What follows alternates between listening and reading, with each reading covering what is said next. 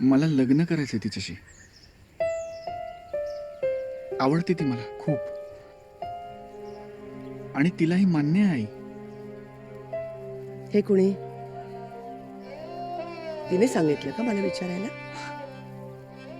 ती का सांगेल आई?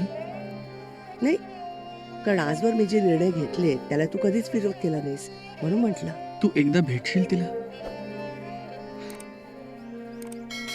सुनील, तुझा विश्वास नाही करे माझ्यावर?